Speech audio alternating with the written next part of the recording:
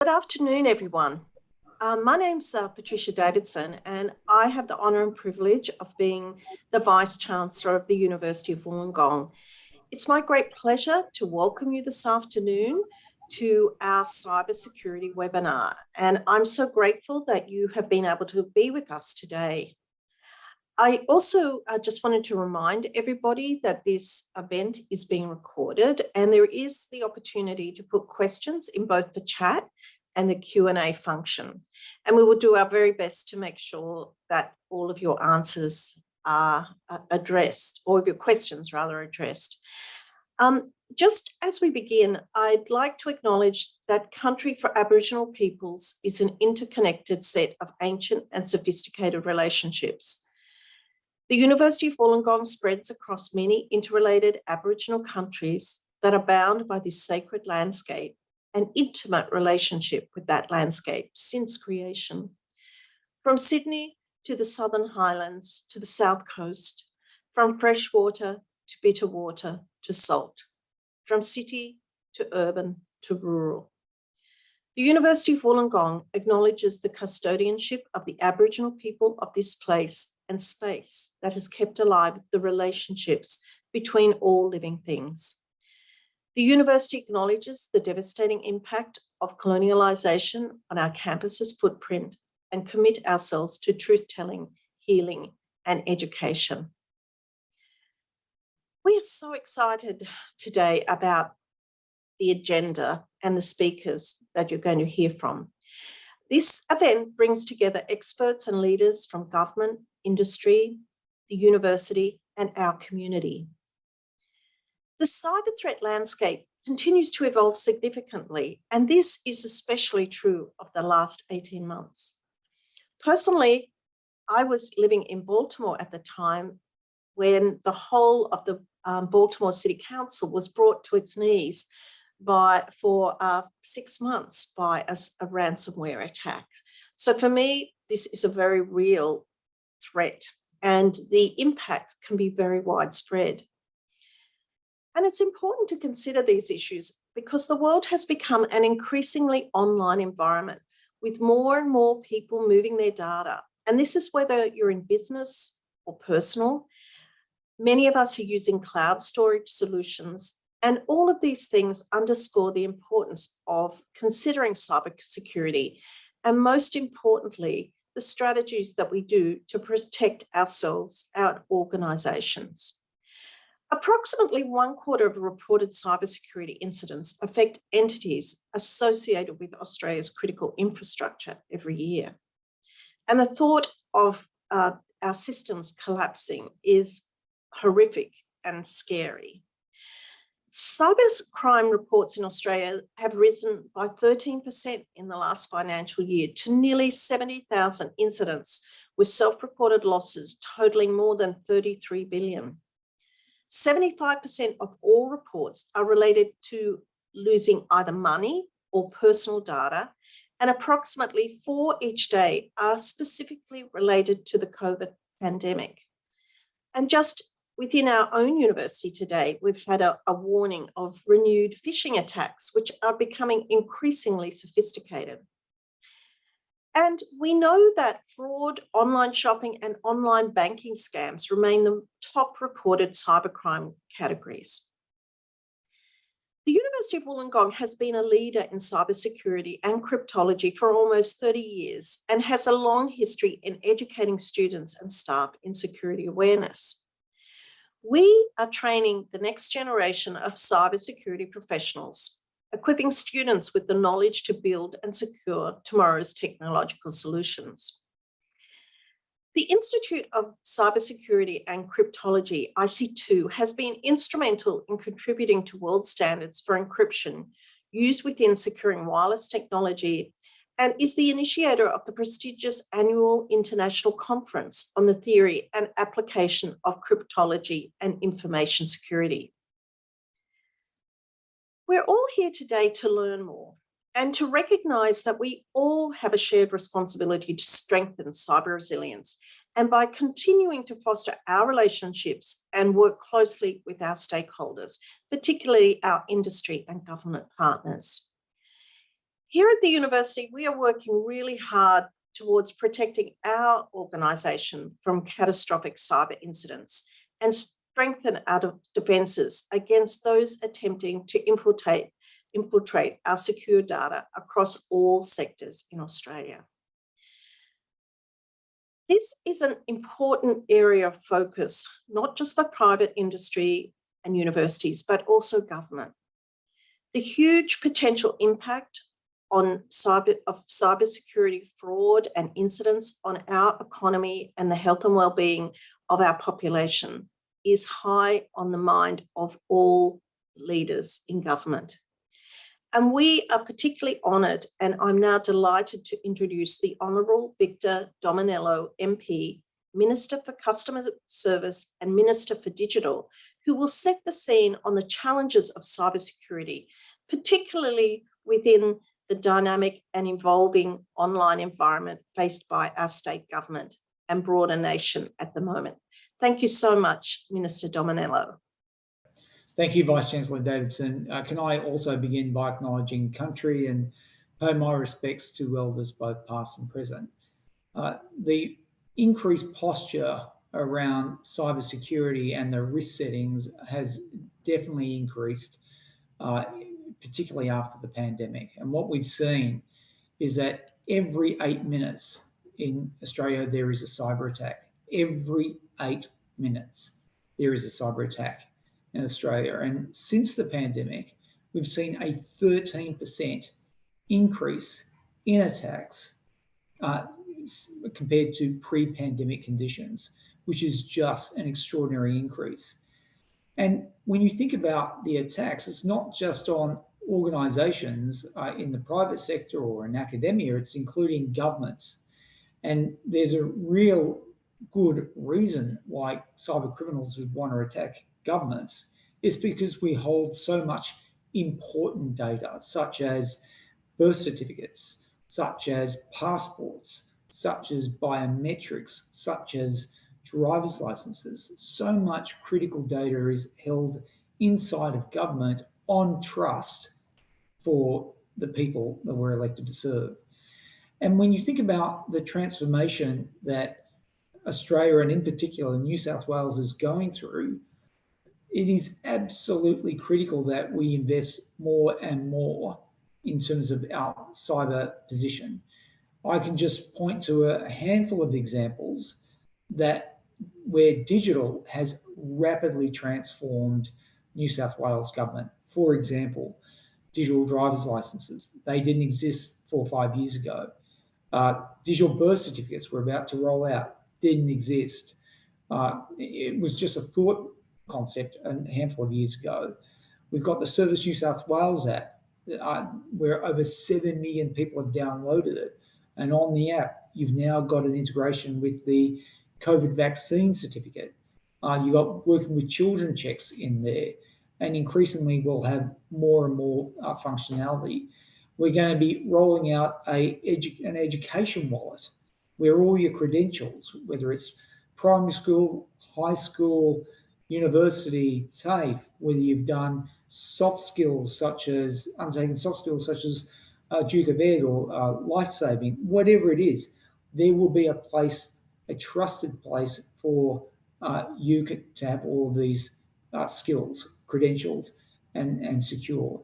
And then on the other side of the spectrum, we got e-construction, e-planning, e-health. Like, you can see what I'm talking about in terms of the government's direction on going digital. But going digital without cyber is like driving a car at speed without a seatbelt and a helmet.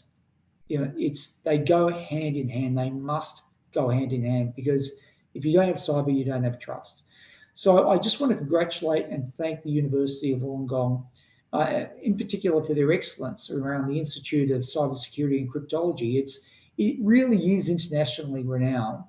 And the fact that you're building expertise and capacity is something that is not just benefit for the students of Wollongong, but for the entire state, because it's your students that will be coming to work, hopefully in government, and then building capacity with us as well. So again, thank you very much Vice-Chancellor, I really appreciate the opportunity to speak to you today.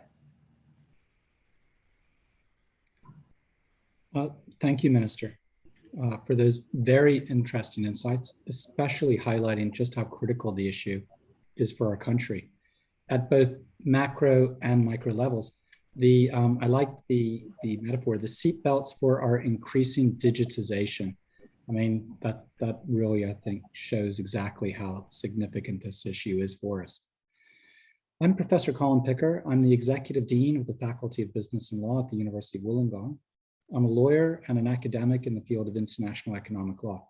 So cyber issues are ones of great interest to me. I'm thus thrilled to be able to co-chair this webinar. I'll now be introducing the speakers and asking them to identify 3 top challenges in their respective fields in terms of advancing cybersecurity. First of our distinguished panel to present is Distinguished Professor Willy Susilo. Willy Susilo is a distinguished professor at the School of Computing and Information Technology in our Faculty of Engineering and Information Sciences at the University of Wollongong. He's the director of the Institute of Cybersecurity and Cryptology and the head of the School of Computing and Information Technology. Prior to this role, he was awarded a prestigious Australian Research Council Future Fellowship in 2009. He is a fellow of numerous organizations, IEEE, IET, ACS, and AAIA. Lots of letters there, but very significant. We're very lucky to have him at the university. And in 2016, in fact, the university awarded him Researcher of the Year. Let me turn it over to you, Willy. Thank you. All right, thank you very much, Colin. So I will discuss cybersecurity from research and teaching perspective. So cybersecurity is a challenging problem as it involves many factors, ranging from the technology side to the human aspect, legislation, and so on. Furthermore, cybersecurity is a global problem as it knows no borders. So at the University of Wollongong, the School of Computing and Information Technology, through the Institute of Cybersecurity and Cryptology, or we call it IC Square, was a pioneer of cybersecurity education in Australia. We initiated the study of cryptography, enhanced computer security nearly 30 years ago, as what Vice-Chancellor said. So the founding director of IC Square is Emeritus Professor Jennifer Siberry, who is better known in Australia as the grandmother of computer security. So it's the one who introduced computer security education in Australia. So today, there remains a big gap among the cybersecurity education, cybersecurity advanced research, and cybersecurity industry that relies on standards. So IC Square has been providing education and research training for graduate and postgraduate students in Australia with the aim to close this gap and contribute towards building cybersecurity skill force in Australia. IC Square has also contributed to many aspects of technical cybersecurity, such as algorithms to protect wireless networks, symmetric key cryptography standards, and standardization of post-quantum cryptography algorithms. IC Square has 2 major research divisions. The first is in cryptology, which study around data confidentiality, data integrity, and authentication. The other is in the area of cybersecurity, which is the state or process of protecting and recovering networks, devices, and programs from any types of cyber attacks, including social engineering, advanced persistent threats, and malware attacks. So our research includes information security, cybersecurity, cryptography, and emerging applications such as blockchain, Internet of Everything, and post-quantum cryptography. Actually, post-quantum cryptography means a type of cryptography protection that will remain secure even after the advent of quantum computers. Our research has been supported through various funding by various organizations, including the Australian Research Council, the US National Institute of Standards and Technology, and government and industry partners such as Australian Signal Directorate, Defense and Science Technology Group, Microsoft, and Google. Cybersecurity solutions with their human needs will have to be considered. This is one of the big problems. So to date, majority of cybersecurity solutions are mainly concentrating on technological solutions and disregard humans' real needs and comfort. Cybersecurity protection is possible to a certain extent. However, many consider humans to be the weakest link in cybersecurity.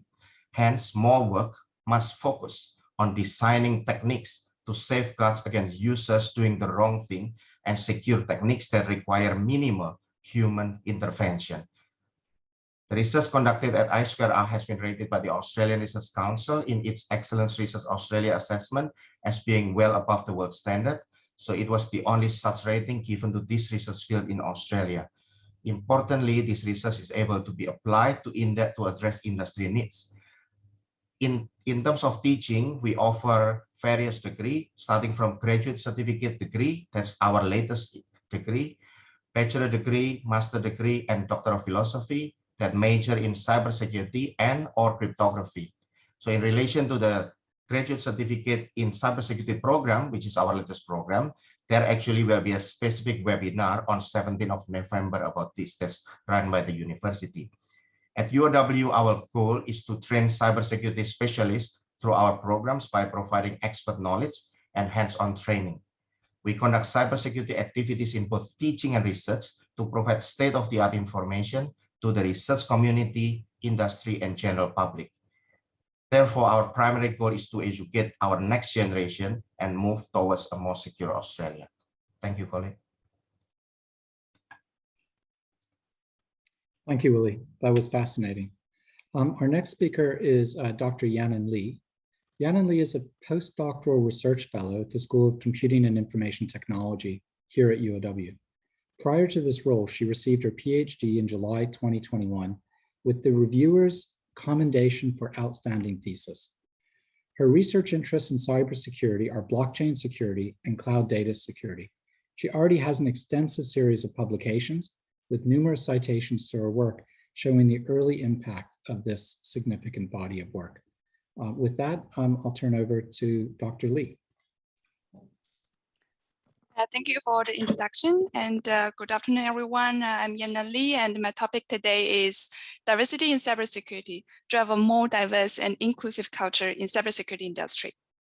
Cybersecurity is critical to Australia's national strategy. With the rapid evolution of technology, the cybersecurity industry has never been more relevant to the maintenance of personal, economic, and national well-being. Intellectual diversity adds great value to cybersecurity development, as everyone has different points of view and perspectives. In general, a robust and diverse workforce is essential for providing balance and continuity to both the industry and the country. However, in terms of the diversity, where is cybersecurity at today?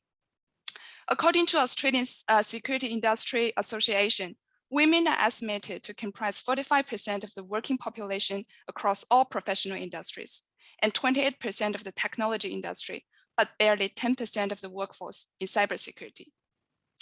The gender gap in cybersecurity was not always there.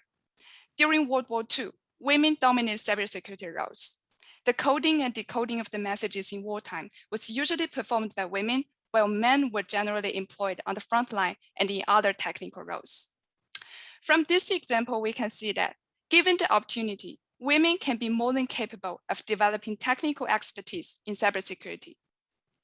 Nowadays, there are also many women doing pioneering work in cybersecurity. For example, Professor Shafi Goldwasser received the ACM Turing Award in 2012 for her prominent contributions in probable security and cryptography, which form the foundation of cybersecurity. And in Australia, as mentioned by Professor Willy Susilo, the Emeritus Professor Jennifer Sabray, the founding director and the former head of computer science department at UW, has contributed to knowledge in network security, cryptography, and mathematics. Just like men, the contributions by women can be remarkable. We need to understand the barrier preventing potential talents from exploring, pursuing, and sustaining career for women in cybersecurity. And the good news is, there have been steps taken to redress the barrier, with a special focus on encouraging female students to engage in STEM programs throughout their school years and provide enough job opportunity for women moving into cybersecurity industry for both early and mid-career professionals. These opportunities would be enriched by a clear promotion path and a more agile and flexible working environment. As a female early career researcher from an Asian country, I feel fortunate and respected in my current position. I started a PhD in cybersecurity at UW in 2017 and graduated in July 2021. Due to my research outcomes, I was seamlessly offered a job at UW as a postdoctoral research fellow with many opportunities to publish my research contributions and participate in academic rounds. The Institute of Cybersecurity and Cryptology at UW has taken the diversity issue seriously. To deal with less female researchers in our school, recently, SC Square at UW has opened 4 lecturer positions specifically for women. We need to recognize that talent is not limited to by one gender or culture, and all workplaces, including institutes and industries, benefit from diversity of thoughts. With the corresponding actions and joint effort, I believe we can build a more diverse, inclusive, and equal world in cybersecurity in the near future. Thank you. Thank you, Yannan. I look forward to a future of much greater gender balance in this and other fields. So, it's up to us to make that happen. Thank you. Our next speaker is Professor Rob McLaughlin. Rob McLaughlin is Professor of International Law at the Australian National Centre for Oceans Research and Security, ANCORS. Prior to joining ANCORS, he was Director of the Australian Centre for Study of Armed Conflict and Society at UNSW Canberra, and a professor in the College of Law at the Australian National University. From 2012 to 2014, he served as the inaugural head of the UN Office on Drugs and Crimes Maritime Crime Program. Before becoming an academic, Rob served in the Royal Australian Navy for several decades as both a seaman officer and a legal officer. He served in surface units and submarines and deployed to East Timor, Iraq, and on maritime border protection operations. As a lawyer, he served as Fleet Legal Officer, the Strategic Legal Advisor, Director of the Naval Legal Service, and Director of Operations in International Law in the Department of Defense. In a reserve capacity, he continues to serve as an Assistant Inspector General of the Australian Defence Force. He holds degrees in history, law, and international relations, and earned his PhD at Cambridge. His research areas are law of the sea, maritime law enforcement, the law of armed conflict, and national security law. Rob? Thank you very much, Colin, and it's a great pleasure to be on this panel today with these distinguished comrades. I'm going to talk about 3 challenges from an international law perspective. The first of those is about attribution of cyber conduct. Now, the obvious question is, well, why do we need to attribute? Well, in order to take diplomatic, legal, or forcible action in response to a cyber operation against us, well, we need to know who to target with our response. So the legal issues that flow from this include the following. Well, first, the law generally lags technology.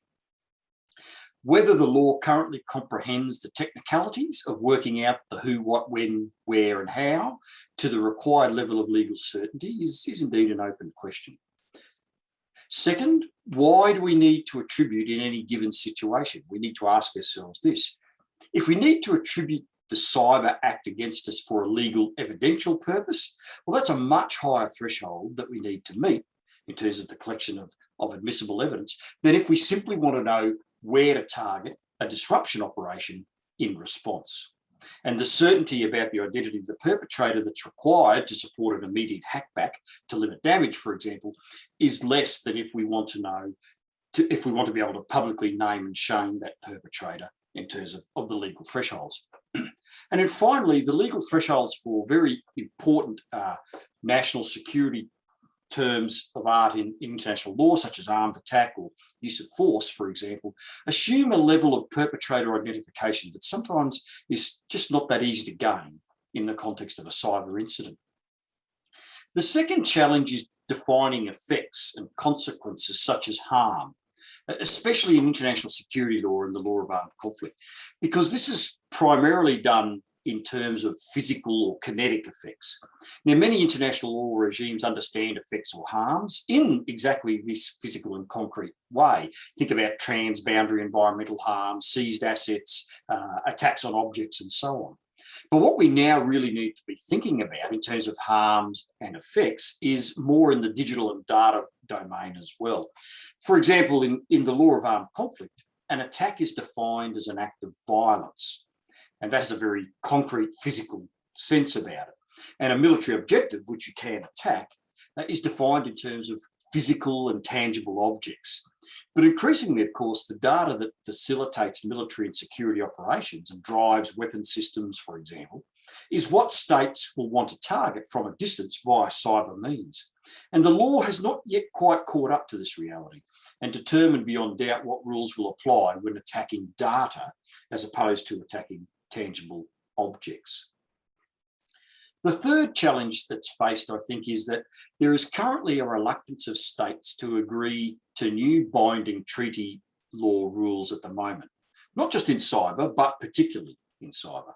You might have heard about calls for a fifth Geneva Convention to govern cyber operations and proposals for detailed treaties dealing with cyber crime. Now, these calls are unlikely to gain a lot of traction at the moment, unfortunately, because in the current strategic and political circumstances, there are two things that tend to indicate that they're not going to gain much favour. The first is the general level of distrust amongst some key cyber power states. And this means that the shared motives and objectives that are usually necessary for states to sit down and negotiate a new set of rules about something, that shared sense of ownership is at a low ebb.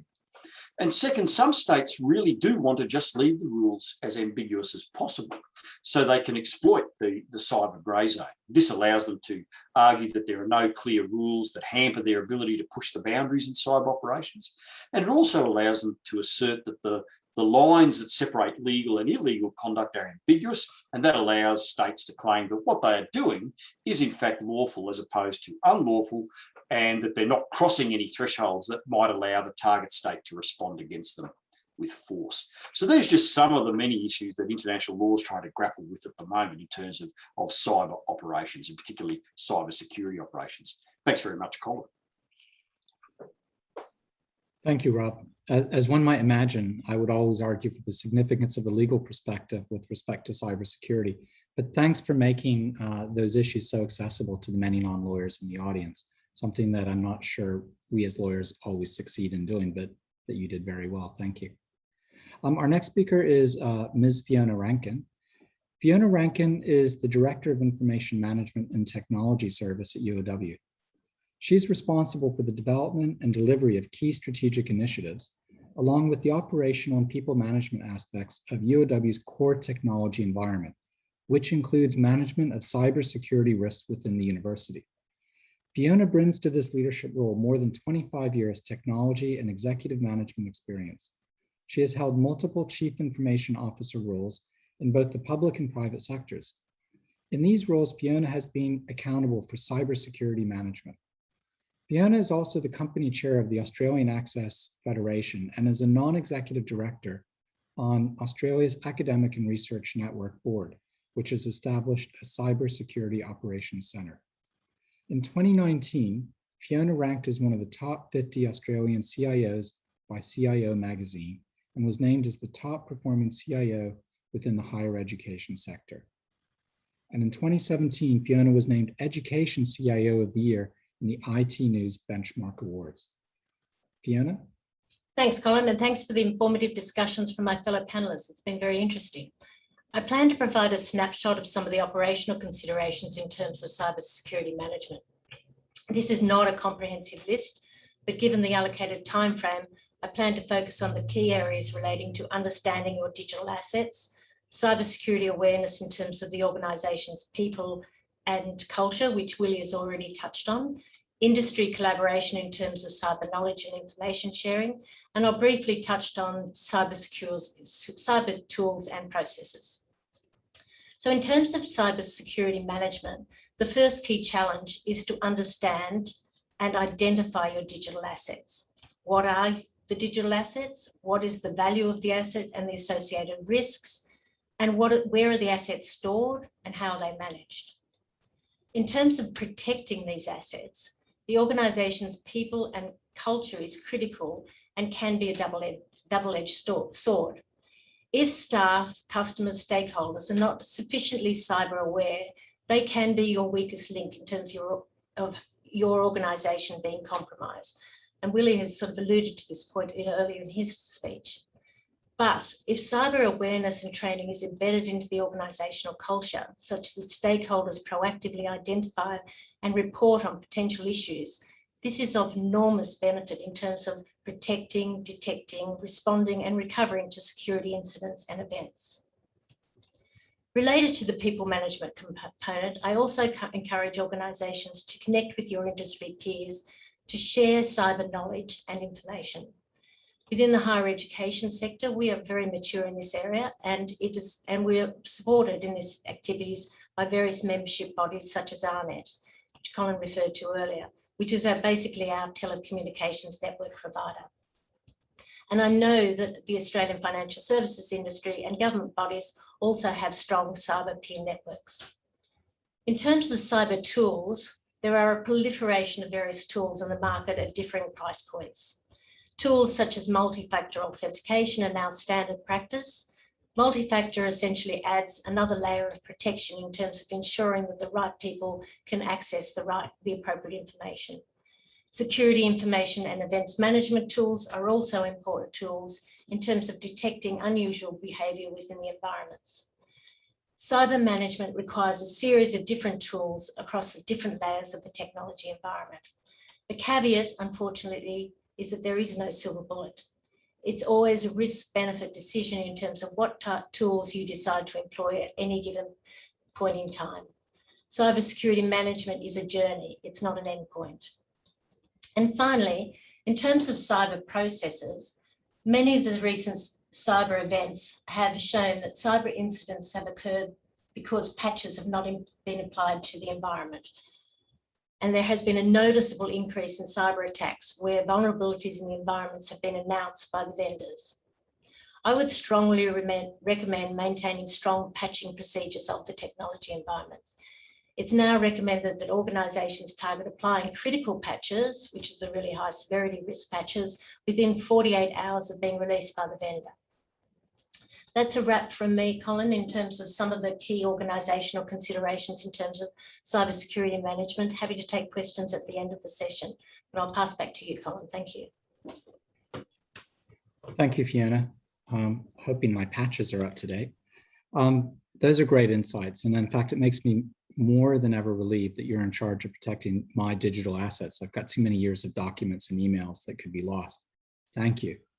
Our final speaker is Ms. Philippa Cogswell.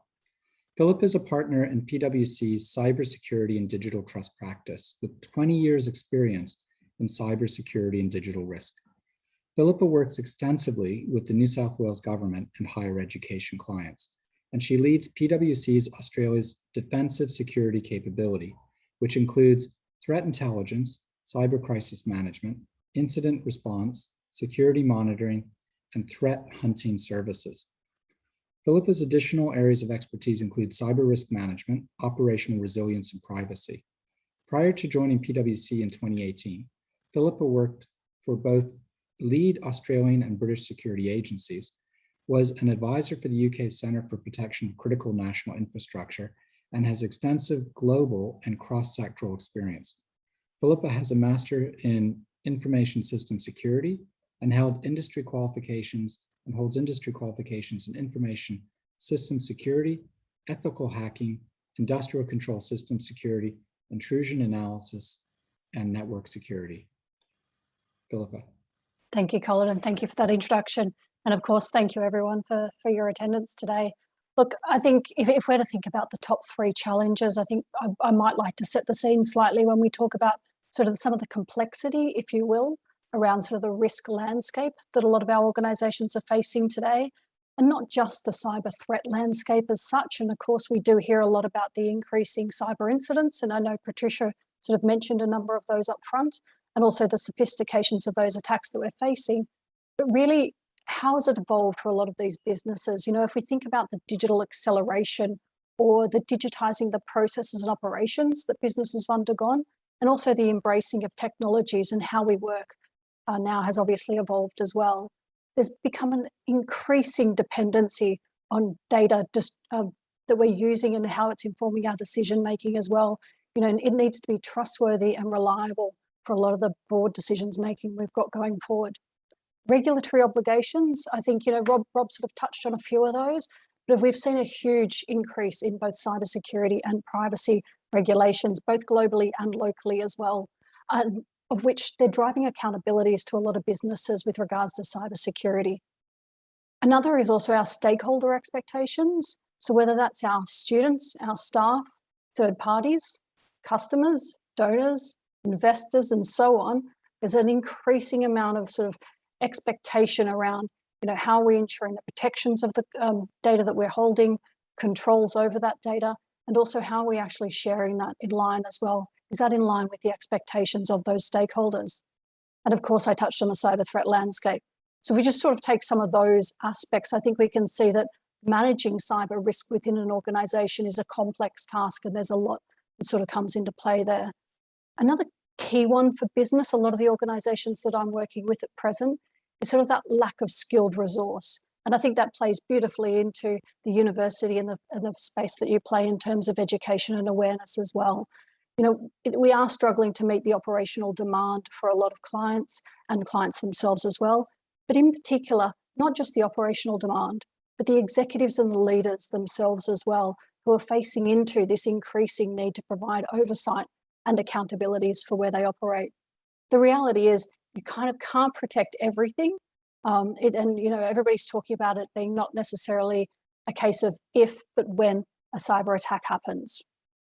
So I think in real terms, there's a lot of, Rob touched on some of it, there's a lot of reform underway as well. Rob mentioned that the laws are lacking, technology is where they stand at the moment, but more broadly, in particular here in Australia, there's some changes around directors' duties under the Corporations Act. There's reform around the Privacy Act as it stands, critical infrastructure, and also recently reformed or introduced, I should say, ransomware action plan as well. So we can see that there's a lot of trend and a lot of change coming through that's showing the focus on cybersecurity and privacy in particular. One of the key concerns, I think, for a lot of our executives and business leaders that we're working with is really around, are they actually receiving the appropriate information that gives them that true view of cyber risk exposure? And do the reports that they're receiving, can they truly understand them as well? I touched on it before, there's limited budgets and resources at their disposal to sort of get some of this information that they need. And there's a lot of question for them around simply, are they spending enough? Are they spending too much? And are they adequately able to manage the cyber risk that they do have? Many organizations are struggling to answer a number of key questions in this space. I think Fiona touched on it herself. What do we have to secure? How real is the threat? How well are we securing ourselves, and what are those controls? What may be the impact of a cybersecurity incident to our organization or us as individuals as well? What information do we need to measure this cyber risk accurately? And what security metrics do we need to actually monitor that as well? And that's a big interplay between what Fiona was talking about from an operational perspective and what our leaders need to make some of that decision-making and strategic decision-making.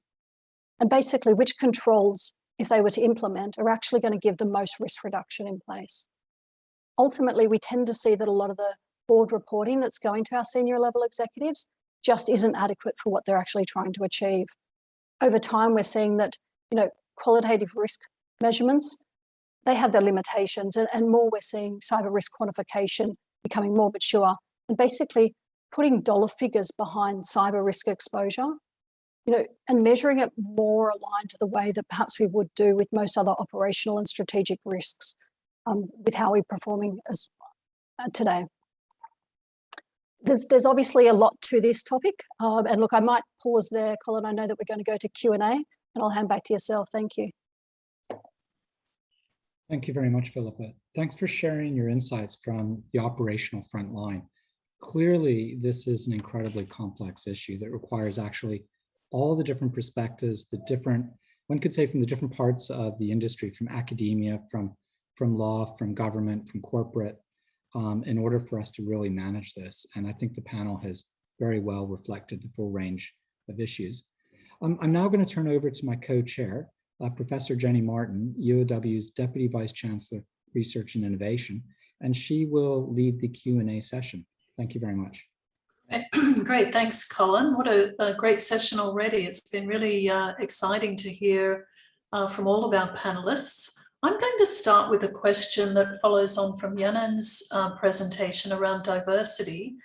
and just ask everybody very quickly in a few words or less, just to say what inspired you to join or to enter this discipline, which is a fairly new discipline. And perhaps we can go in the order of speakers. So Willy, what brought you into cybersecurity?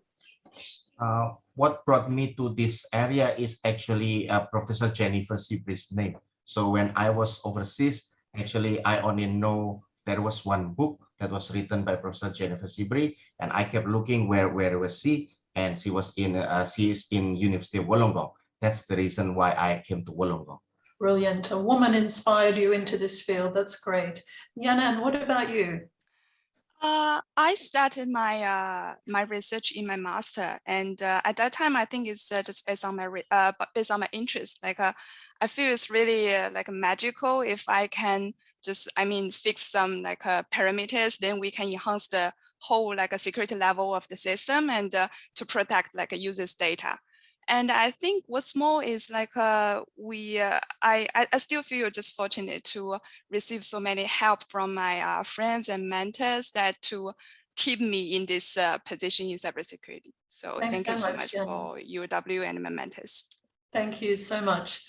Rob, what are your thoughts?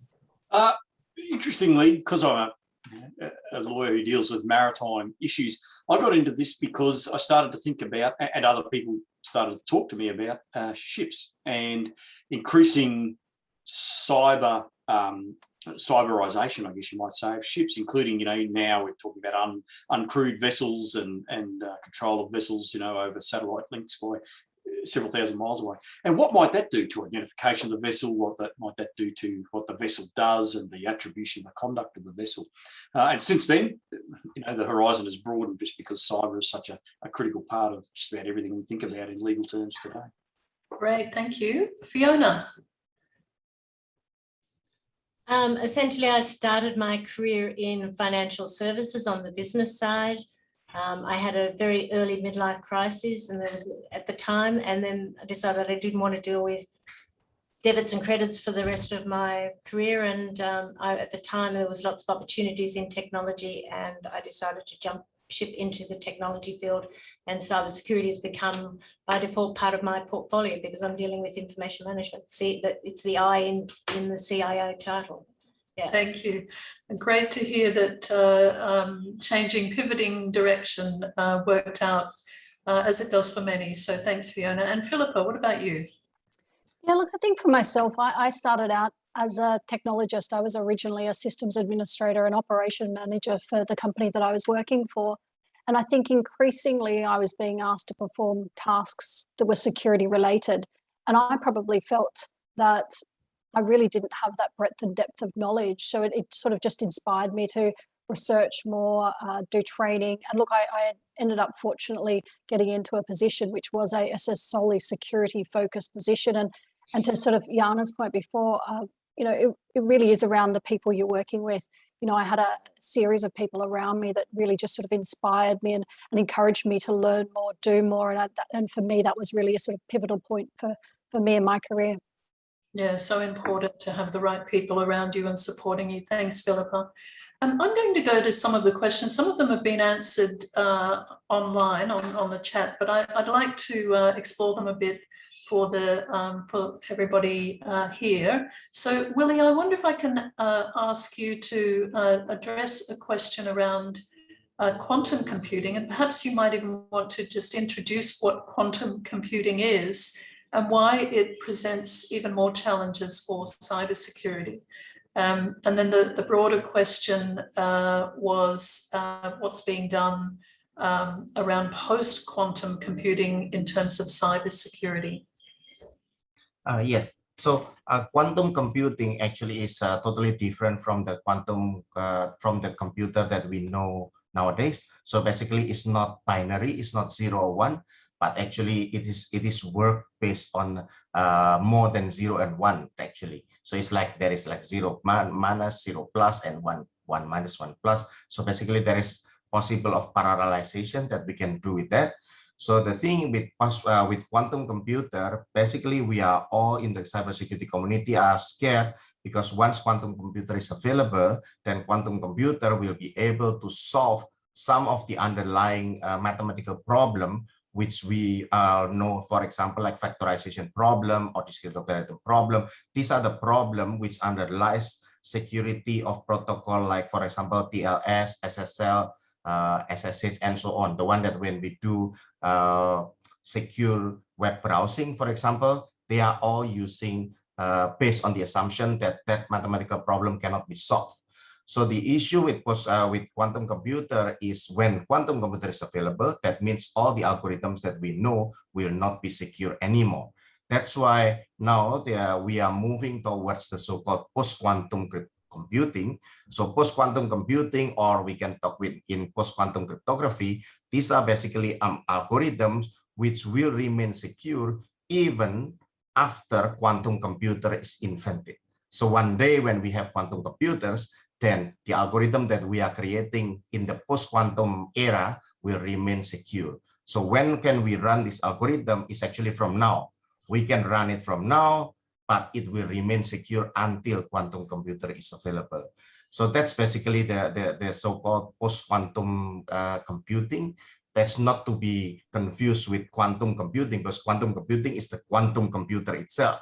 But post-quantum computing is actually the effort to make the algorithms to remain secure even after quantum computer is invented.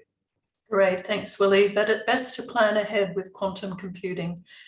Willy, another question that's come up that perhaps I can throw to you is, what certificates do you think are great to acquire for cybersecurity to get a job in this field? Yeah, so I think in cybersecurity, because cybersecurity is fast-moving pace, so in my honest opinion, I think people have to have a degree that underlies this cybersecurity. So for example, either the degree can be in computer science or the degree can be specific in cybersecurity. Although there are so many certifications that's available out there, but having certification in cybersecurity is a bonus in my opinion, because certification can only be used like a topping on top of this degree, because this is a very fast-paced moving, so people have to have a very strong foundation. So whenever new technology is coming, new viruses are coming and so on, so people will be able to understand how to adapt with the new technology. Brilliant, thanks so much, Willy. And I think I've got a question for Fiona, this because I know I keep getting videos that I have to watch to learn about cybersecurity. Seems we're concentrating too much on cybersecurity being solved by algorithms and technological advancements. We have to teach people to be able to identify scams and phishing emails, and now telephone cold calling to block the threat before it's able to get in. Fiona, did you want to address that? Sure. So that sort of relates a lot to the question, well, and Willy touched on it in his, it's trying to develop a culture of security awareness amongst staff, etc. So at UAW, we do run regular online cybersecurity training with our staff. It's just trying to build that knowledge base and that benchmark, which improves the overall cybersecurity capability, because addressing cybersecurity issues upstream in the process, or getting the users to detect them and report them quickly to you as part of that cultural issue, is a lot cheaper and a lot more effective than just simply trying to close the horse after it's bolted. So it's getting people to become more aware that when they get a suspicious email, they'll know what to look for, or if they're concerned about it, they call it out. They don't feel awkward about calling it out to the right people and reporting it through. And I'm really happy to say that at UAW, we have improved the awareness. Other areas you can do is do the social engineering testing as well, which is where IT groups sort of create fake tests to the community to test their knowledge and response to that, which is a good way of benchmarking how well the culture is and the knowledge is in terms of cyber awareness. Fantastic, thanks so much, Fiona. I've got a question from Nathan Rigo. I hope I'm saying that correctly, which I will ask Rob to address. With regards to international law against cyber attacks, it seems like governments only name and shame publicly. Are any international laws actually being broken with these attacks from foreign governments and independent groups? What are the charges, punishments for breaking these laws? Rob. Thanks, Jenny. Look, it's interesting, but the idea that governments name and shame is actually quite recent. And in fact, you know, although we hear of governments naming and shaming other governments for cyber attacks much more routinely today, that's really a relatively modern development, maybe over the last 5 years.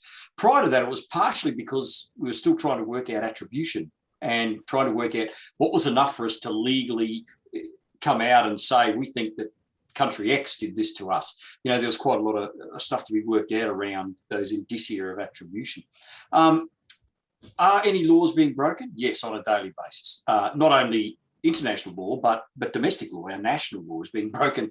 You heard the minister mention this, and you've heard Philippa talk about her, you know, what she has to deal with, and Fiona as well. Yes, laws are broken on a daily basis, certainly Australian national laws, but also some international laws.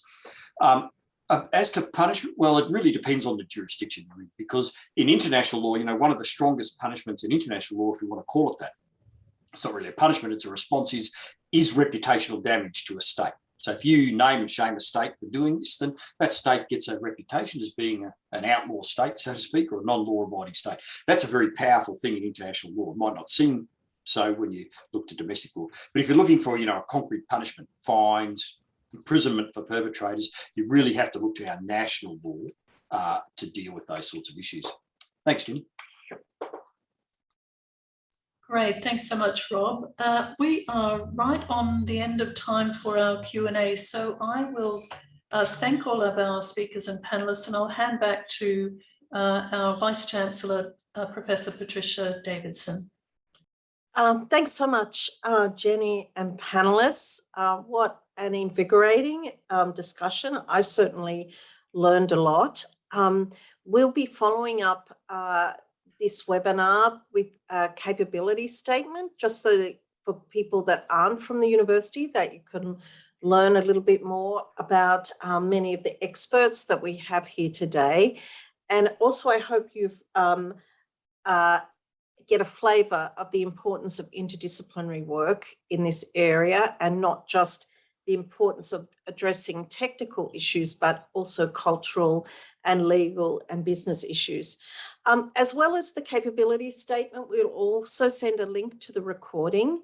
And I think all that is left with me is to thank our panelists, who I know have really prepared for this webinar to make sure that we had these snippets that really gave us a real view of cybersecurity in a contemporary way. Thanks so much to Minister Dominello, who, as you can see, is probably living and breathing this every day. So this has been a great webinar. I know Fiona is living and breathing every day cybersecurity in our institution, and this is such an important way to keep us safe. It's also interesting to observe the increased number of events in the context of this pandemic, and probably is related to the increased digitalisation of our life. And of course, as well as our fabulous speakers and our co-chairs, Jenny and Colin, I also want to thank Carly and Sky and the rest, and Julia and the rest of the communications team for putting this together, and also to Canio and his team in government relations, who have again helped to put the University of Wollongong in profile. So thanks so much, everybody, and enjoy your evening, and watch this space for further webinars from the University of Wollongong. And I think Willy mentioned one coming in November. We'll send that out with the capability statement and the recording as well. So thanks so much, everyone, and have a great evening.